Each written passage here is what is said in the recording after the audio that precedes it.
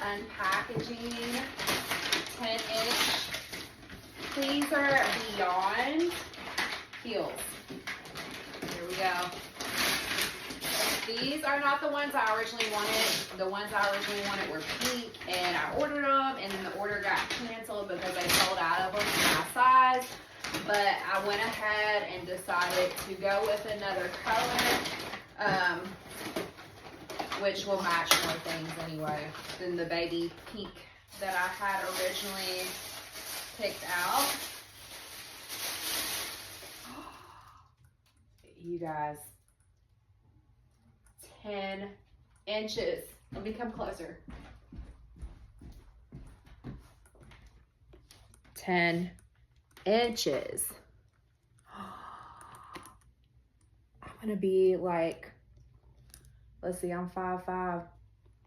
I'm gonna be like 6'3", 6'2" in these. Let's compare them to some 7 inches. So I'm gonna hold them up next to some 7-inch heels.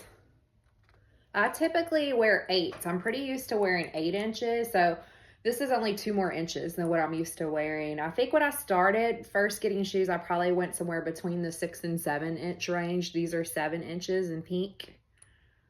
Look at that.